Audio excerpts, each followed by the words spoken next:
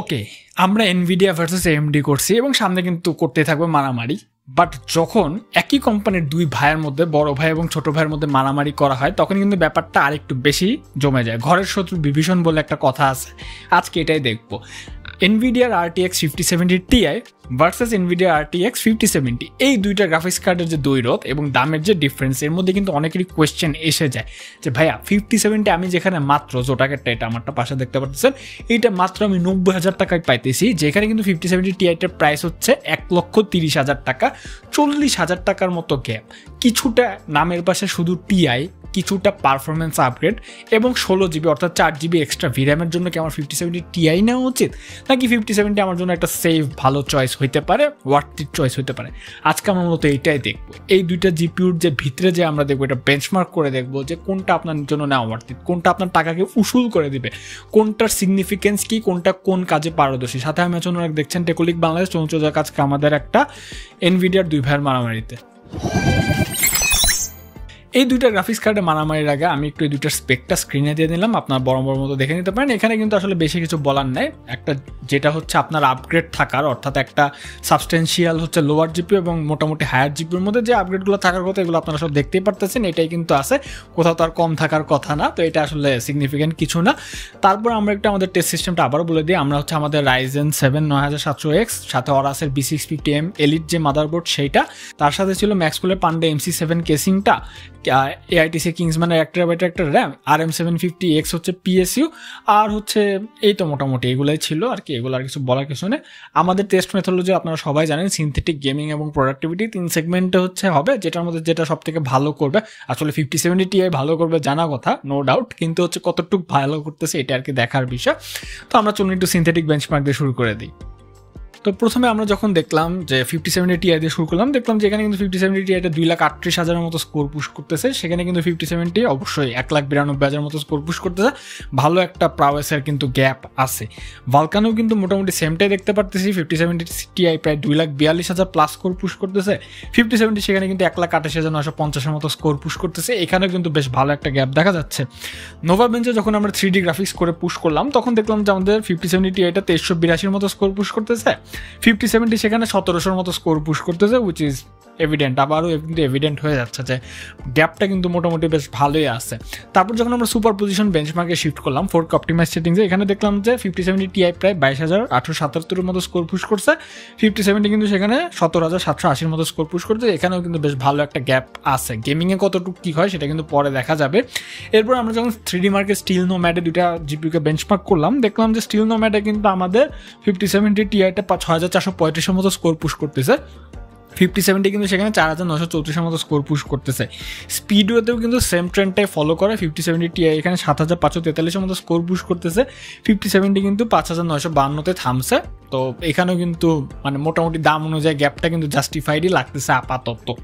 তারপর যখন আমরা টাইম স্প্যায় শিফট করলাম, দেখলাম যে টাইম স্প্যায় কিন্তু আমাদের 5070 Tiটা 11,836 মতো স্কোর পুশ করছে, 5070 সেখানে 10,132 মতো স্কোর পুশ করে থামছে। সবার লাস্টে যখন আমরা ভিরে বেঞ্চমার্কে দুইটা জিপিউকে আবার বেঞ্চমার্ক করতে বসে দেখলাম যে 5070 Tiটা ভিরেতে 7,930 মতো স্কোর পুশ করছে, 5070 কিন্তু 4,060, অর্থাৎ অনেকটাই কম কিন্তু স্কোর পুশ করতেছে। সিনথেটিক বেঞ্চমার্ক দেখে কিন্তু অন্তত হার্ডওয়্যার প্রাইসের যে বিষয়টা, সেটা কিন্তু দেখে মনে হচ্ছে যে 5070 Ti যে দামটা নিচে 40,000 টাকা এক্সট্রা নিচ্ছে, সেটা কিন্তু অনেকাংশে ওয়ার্থিট হয়তো বা হয়ে যেতে পারে with the help of extra chunk of 4GB VRAM। ওকে, তো সব মিলায় সিনথেটিক বেঞ্চমার্ক আবার আরেকটা জিনিস, যে আপনার যে রিয়েল লাইফের যে সিনারিওগুলো আছে এগুলো কিন্তু সবসময় ঠিক মতো ডেপ্রিসিয়েট করে না। তো আমরা এখন গেমিং বেঞ্চমার্কে মুভ অন করবো। গেমিং বেঞ্চমার্কে আপনারা হচ্ছে এই দুইটা জিপিউ যেহেতু 2K-তে গেমিংয়ের জন্য খুবই পারদর্শী জিপিউ, 2K-তে আমরা বেঞ্চমার্কগুলো করবো। কোনো রকমের হচ্ছে আপস্কেলিং আমরা ইউজ করবো না। রে ট্রেসিংয়ের গেমের বেঞ্চমার্ক একটু পরে থাকবে। তো চলুন শুরু করি। আমরা প্রথমে এই দুইটা জিপিউর যে বিখ্যাত শ্বশুরবাড়ি আছে সাইবারপাঙ্ক 2077 ফ্যান্টম লিবার্টি, সেখান থেকে শুরু করি। তো ফ্যান্টম লিবার্টিতে দেখলাম যে আমাদের 5070 যেখানে 108 এবং 1% লোতে 72 FPS মতো দিচ্ছিল, 5070 Ti কিন্তু কিছুটা বেশি, অ্যাভারেজ 123 FPS এবং 1% লোতে 77 FPS মতো দিচ্ছে, অর্থাৎ ডেফিনেটলি আপগ্রেড কিন্তু আছে। ওয়ারহ্যামার 40K স্পেসমেন্ট 2-তে যখন শিফট করলাম, দেখলাম যে 5070 87 FPS এবং 1% লোতে 71 FPS মতো আছে। Ti কিন্তু সেখানে 110 FPS এবং 1% লোতে 87 FPS মতো দিচ্ছে। স্টকার 2-তে যখন মুভ অন করলাম, তখন দেখলাম যে আমাদের 5070 Ti পাবে যে অ্যাভারেজে 75 FPS এবং 1% লোতে 44 FPS দিচ্ছে, 5070 কিন্তু সেখানে 64 এবং 42 দিচ্ছে, অর্থাৎ কম দেওয়ার কথা স্বাভাবিক। তো তারপর যখন আমরা ফার ক্রাই 6-এ গেলাম তখন দেখলাম যে আমাদের 5070 যেখানে 159 এবং 1% হতে 114 মতো দিচ্ছে, 5070 Ti সেখানে 162 এবং 1% হতে 105 মতো দিচ্ছে, অর্থাৎ 1% হতে 5070 Ti কিছুটা কম দিয়েছে। ইন্টারেস্টিং। তারপর যখন আমরা অ্যালেন ওয়েক 2-তে মুভ অন করলাম দেখলাম যে এখানে কিন্তু আমাদের 5070 অ্যাভারেজ 67 FPS এবং 1% হতে 59 FPS দিচ্ছে, 5070 Ti কিন্তু সেখানে 80 এবং 1% হতে 69 FPS এর মতো দিচ্ছে। এরপর আমরা আমাদের black myth উকং Unreal engine 5 based একটা গেম, এটাতে যখন ভেরি হাই প্রিসেটে শিফট করলাম তখন দেখলাম যে আমাদের 5070 Ti কিন্তু অ্যাভারেজে 54 FPS এবং 1% হতে 46 FPS দিচ্ছে, 5070 কিন্তু সেখানে অ্যাভারেজে 44 এবং 1% হতে 39 FPS এর মতো দিচ্ছে। স্পাইডারম্যান 2 রিসেন্টলি PS4-এ রিলিজ হওয়া গেম, অনেকদিন ধরে চিন্তা করতেছি খেলবো, বাট এত কাজের চাপ খেলতেই পারতেছি না, কত দুর্ভাগ্য। তো স্পাইডারম্যান 2 খেলার সময় দেখলাম যে আমাদের 5070 অ্যাভারেজে 85 এবং 1% হতে 40 FPS এর মতো দিচ্ছে, 5070 Ti কিন্তু সেখানে অ্যাভারেজে 100 FPS এবং 1% হতে 56 FPS এর মতো দিচ্ছে। এরপর যখন আমরা লাস্ট অফ আস পার্ট 1-এ শিফট করলাম তখন দেখলাম যে আমাদের 5070 অ্যাভারেজে 93 FPS এবং 1% হতে 74 FPS দিচ্ছে, 5070 Ti কিন্তু সেখানে অ্যাভারেজে 115 FPS এবং 1% হতে 67 FPS এর মধ্যে দিচ্ছে। হিটম্যান 3-তে যখন আমরা শিফট করলাম তখন দেখলাম যে আমাদের 5070 অ্যাভারেজে 178 FPS এবং 1% হতে 81 FPS দিচ্ছে, 5070 Ti সেখানে মাত্র 2 FPS বেশি, অ্যাভারেজে 180 FPS এবং 1% হতে 80 FPS দিচ্ছে, অর্থাৎ এখানে কিন্তু খুব একটা পারফরমেন্সের ডিফারেন্স দেখা যায় না, হয়তো বা CPU বটলনেকের কারণে হইতে পারে।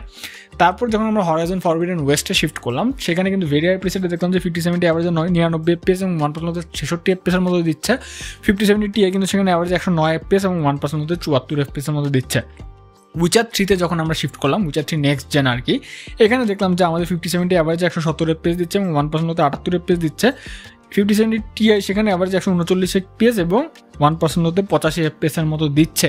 তো মোটামুটি 11টা গেম আমরা বেঞ্চমার্ক শেষ করলাম র প্রিসেটে, মানে 2K রতে আর কি। তো করার পর এখন কস্ট পার ফ্রেমটা দেখতে হবে, এটাই কিন্তু এই ভিডিওর সব থেকে মেইন জায়গা। কস্ট পার ফ্রেম হচ্ছে যে 2টা গ্রাফিক্স কার্ড দিয়ে যে আপনারা খেলতেছেন, এক একটা ফ্রেম যে জেনারেট করে দিচ্ছে তার হচ্ছে রেশিওটা কেমন, অর্থাৎ আপনার যে টাকাটা ঢালতে হচ্ছে কতটুকু ওয়ার্থ ইট হচ্ছে।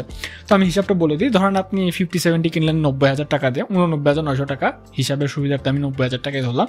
তো 90,000 টাকা দিয়ে যদি আপনারা কেনেন, এই জিপিউটা আপনাকে 2K র প্রিসেটে 100 FPS এর মতো অ্যাভারেজে বের করে দিবে বা আউটপুট দিবে, বদলে কিন্তু আপনার প্রতিটা ফ্রেমের পিছিয়ে খরচ করতে হবে প্রায় 900 টাকার মতো। বাট আপনি চিন্তা করলেন যে না, আমার কাছে অনেক টাকা পয়সা আছে, আমি 1,30,000 টাকা দিয়ে MSI এর Ventus TX 16GB DDR7 5070 Ti-টাই কিনবো, এইটা কিন্তু আপনাকে 113 FPS এর মতো অ্যাভারেজ আউটপুট দিবে এবং বদলে আপনার প্রায় খরচ করতে হবে 1147 টাকার মতো। তো এখানে যে টাকার ডিফারেন্স, এখানে কিন্তু দেখা যাচ্ছে যে প্রায় 247 টাকার মতো বেশি কিন্তু আপনার 5070 Ti লাগতেছে, কিন্তু বদলে আপনি মাত্র 13 FPS বেশি পাচ্ছেন। এটাকে যদি আমরা একটু পার্সেন্টেজের হিসাবে নিই, পার্সেন্টেজের হিসাবে নিলে এটাই দাঁড়ায় যে আপনি 5070 থেকে 5070 Ti 13% মতো এক্সট্রা পারফরমেন্স পাবেন টেন্টেটিভ, বাট বদলে কিন্তু তার জন্য আপনাকে প্রায় 27% মতো এক্সট্রা টাকা খরচ করতে হবে। তাহলে জিনিসটা কি দাঁড়াচ্ছে? জিনিসটা এটাই দাঁড়াচ্ছে যে আপনি পারফরমেন্স বেশি পাচ্ছেন, এভিডেন্ট পাওয়ারই কথা, 13% পাচ্ছেন পারফরমেন্স বেশি, বাট তার জন্য 27% মতো এক্সট্রা টাকা খরচ করতেছে, অর্থাৎ যেটা খরচ করতেছেন সেই অনুযায়ী কিন্তু আপনারা পারফরমেন্স পাচ্ছেন না, বরঞ্চ কিন্তু মোটামুটি অর্ধেক গ্রেডের পারফরমেন্স পাচ্ছে। তো ডেফিনেটলি 5070 কিন্তু খালি বেস 5070 যেটা, সেটা কিন্তু ভ্যালু ফর মানি টাইটেলটা এখনো হোল্ড করে রাখতেছে। বাট সিনটা এখানে শেষ হচ্ছে না, আমরা একটু রে ট্রেসিংয়ে মুভ অন করি, এরপরে তো আরও কথাবার্তা আছে। তো রে ট্রেসিংয়ে যখন আমরা মুভ অন করলাম দেখলাম যে Cyberpunk 2077 কিন্তু এখানে 5070-তে 46 FPS এবং 1% 38 FPS থাকলেও 5070 Ti কিন্তু একটা হিউজ পাম্প আপ দেখা গেছে, অ্যাভারেজে 97 FPS এবং 1% 61 FPS হচ্ছে আপনার পাচ্ছে। এখানে কিন্তু আমার মনে হয় 4GB যে এক্সট্রা VRAM, এটার কারণে কিন্তু অনেক বেশি ডাটা ইনফরমেশন VRAM-এর যে চাঙ্কটা আছে সেটাতে স্টোর হইতে পারতেছে, যার কারণে কিন্তু FPS-ও বেশি এসে যাচ্ছে। অর্থাৎ রে ট্রেসিং, MFG বা মাল্টিপল ফ্রেম জেনারেশন অথবা হচ্ছে DLSS 4 এগুলো অন করলে কিন্তু আপনার 4GB VRAM হ্যান্ডে আসতে পারে বেশ ভালো, অর্থাৎ গেমাররা এখানে একটা এজ পাইতে পারে। তো যাই হোক, যখন আমরা Far Cry 6 RT-তে মুভ অন করলাম রে ট্রেসিং দিয়ে আর কি, তো এখানে দেখলাম যে 5070-টা অ্যাভারেজ 131 FPS এবং 1% 99 FPS দিচ্ছে, 5070 Ti কিন্তু এখানে অ্যাভারেজ 139 FPS এবং 1% 102 FPS এর মতো দিচ্ছে। অ্যালেন ওয়েক 2-তে যখন আমরা RT অন করলাম তখন দেখলাম যে আমাদের 5070 যেখানে মাত্র অ্যাভারেজে 37 FPS এবং 1% 33 FPS দিচ্ছে, 5070 Ti এখানে অ্যাভারেজে 46 FPS এবং 1% 42 FPS দিচ্ছে। ব্ল্যাক মিথ উকংয়ে যখন আমরা আমরা শিফট করলাম তখন দেখলাম যে আমাদের 5070 অ্যাভারেজে 25 FPS এবং 1% লোতে 21 FPS দিচ্ছে আরটিতে। সেখানে কিন্তু আমাদের 5070 Tiটা অ্যাভারেজে 32 FPS এবং 1% লোতে 26 FPS এর মধ্যে দিচ্ছে। স্পাইডারম্যান 2তে যখন আমরা মুভ অন করলাম আরটি অন করার পর, তখন দেখলাম যে আমাদের 5070 যেখানে অ্যাভারেজে 45 FPS এবং 1% লোতে 25 FPS দিচ্ছে, 5070 Ti কিন্তু সেখানে অ্যাভারেজে 54 FPS এবং 1% লোতে 33 FPS এর মধ্যে দিচ্ছে। নেক্সটে যখন আমরা উইচার 3তে মুভ অন করলাম, উইচার 3তে নেক্সট জেনারেশনে যখন আরটি অন করলাম তখন দেখলাম যে আমাদের 5070 যেখানে অ্যাভারেজ 56 FPS এবং 1% লোতে 41 FPS দিচ্ছে, 5070 Ti সেখানে অ্যাভারেজে 67 FPS এবং 1% লোতে 44 FPS এর মতো দিচ্ছে।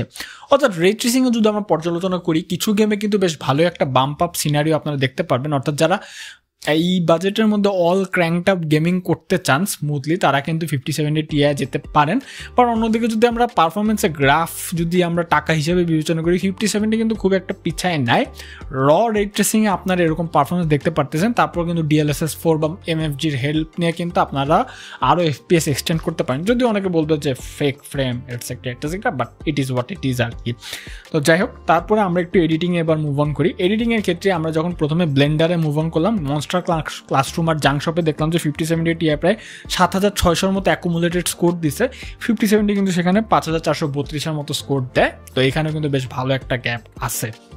তারপরে যখন আমরা একটু পুজেটের প্রিমিয়ার প্রোতে মুভ অন করলাম, সেখানে দেখলাম যে আমাদের 5070 যেখানে 10752তে থেমে যায়, 5070 Ti কিন্তু সেখানে অনেকটাই বেশি 12938 মতো স্কোর পুশ করে।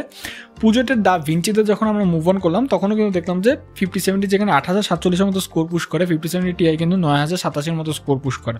সর্বশেষে আমরা যখন একটা ছোট ভিডিও এক্সপোর্ট দিয়ে দেখি, এক্সপোর্ট দিয়ে দেখার পর দেখি যে মানে কনস্ট্যান্ট বিট রেটে রেখে 4K 100 MBPS সেট করে যখন আমরা H.265 এ এক্সপোর্ট দিই, তখন দেখি যে আমাদের 5070টা যেখানে 3 মিনিট 12 সেকেন্ডের মতো সময় নিচ্ছে, 5070 Tiটা কিন্তু খুব একটা দূরে নাই, 3 মিনিট 4 সেকেন্ডের মতো নিচ্ছে। অর্থাৎ কয়েক সেকেন্ডের ব্যবধান আছে, যেটা যদি আপনারা অনেক জটিল লেয়ারে কাজ করেন সেটা কিন্তু পর্যায়ক্রমে টাইমের ডিফারেন্সটা আরও বাড়বে। এবং ডেফিনেটলি এদের তো প্লেব্যাকে কোনো ফ্রেম ড্রপ থাকবে না, সেটা তো বলাই যায়। তো এই ছিল মোটামুটি বেঞ্চমার্ক। তাহলে এখন কি বলা যায় 5070 আর 5070 আপনারা যদি ভ্যালু ফর মানি হিসেবে বিচার করেন, যদি একদম লিনিয়ারভাবে বিচার করেন, তাহলে কিন্তু 5070 ইজ দ্য উইনার মোটামুটি বলা যায়, ঠিক আছে। কিন্তু একটা সেকেন্ড যদি আমরা হোল্ড করি এবং চিন্তা করি যে না, আমি ব্লেন্ডারে অনেক রকমের মাল্টিপল লেয়ারে কাজ করি, অনেক বেশি সাইকেল লেয়ারে কাজ করি, আমি প্রো লেভেলের ব্লেন্ডার ওয়ার্কার বা সেমি প্রোতে আছে, আমি পরবর্তীতে আরও ভালো করব, হ্যাঁ প্রফেশনাল আমি ব্লেন্ডারে কাজ করব, তখন কিন্তু এই 4GB VRAM খুবই হ্যান্ডি আসবে। এবং সাইকেল রেন্ডারিংয়ের ক্ষেত্রে কিন্তু এই 4GB VRAM-এর ক্ষেত্রে কিন্তু আপনার পারফরমেন্সে অনেকটাই বটলনেক কমে আসবে। তারপর যদি আপনি চিন্তা করেন যে না, আপনি ভিডিও এডিটিং করেন, অনেক বড় টাইম লাইনে 4K এডিটিংয়ে আপনারা কাজ করেন, VFX নিয়ে কাজ করেন, হালকা পাতলা অ্যাডোবি আফটার ইফেক্টের রোটোস্কোপি, ব্রাশ, এগুলো নিয়ে অনেক রকম কাজ করেন, এখানেও কিন্তু 5070 Ti যে এক্সট্রা পারফরমেন্সটা সেটা কিন্তু আপনাকে অনেকটাই মোটামুটি ব্যাকআপ দেবে। তারপরে যত যাই বলি না কেন, এই যে 40,000 টাকার যে ডিফারেন্সটা, এটাকে না কোনোভাবে আসলে আমি জাস্টিফাই অথবা করতে পারতেছি না।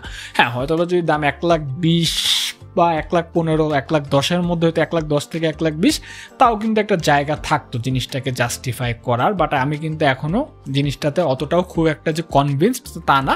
বাট আশা করতেছি 5070 Ti এর প্রাইসটা কমে আসবে। এবং আরেকটা বড় সেগমেন্ট যারা এখন AI ডেভেলপমেন্ট নিয়ে কাজ করেন, তারা কিন্তু ডেফিনেটলি এনভিডিয়া গ্রাফিক্স কার্ড নিয়ে কাজ করেন। এনভিডিয়া গ্রাফিক্স কার্ডগুলোতে যখন LLM মডেল বা অন্যান্য যে মডেলগুলো আছে অথবা অনেক প্যারামিটার নিয়ে কাজ করেন, তখন কিন্তু VRAM কিন্তু খুবই একটা সিগনিফিকেন্ট রোল প্লে করে। এটাতে এই ক্ষেত্রে কিন্তু আপনারা দেখবেন যে এনভিডিয়ার 4090 যেখানে আগে 24GB ছিল, ওরা কিন্তু 5090-কে AI টাস্ক এবং ওয়ার্কলোডের কথা মাথায় রেখে 32GB করছে।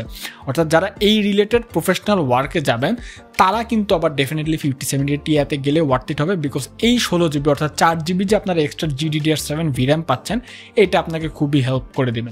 তো এখন বলা যায় যে আসলে জিনিসটা সিলেক্টিভই থাকলো, বাট যদি গেমিং এবং জেনারেল ইউজেস চিন্তা করে দেখেন, আমার বেডটা এখনও 5070 দিকে থাকবে, বিকজ এটা কিন্তু আমি একটা বেশ ভালো প্রাইসে পাচ্ছি। যাই হোক, ভিডিওটা কেমন লাগলো নিচে কমেন্ট করে জানতে পারেন। আজকে ভিডিও এই পর্যন্ত। আমাদের একটা গ্রুপ আছে টেকোলিক বাংলাদেশ, সেখানে চাইলে জয়েন হয়ে যেতে পারেন। এখানে আমরা নানা রকম আড্ডা দিই, এগুলো গ্রাফিক্স কার্ড নিয়ে অনেক ক্যাচাল করি। তো দেখা হবে কোনো ভিডিওতে, ততদিন good bye and definitely Al catch on the next.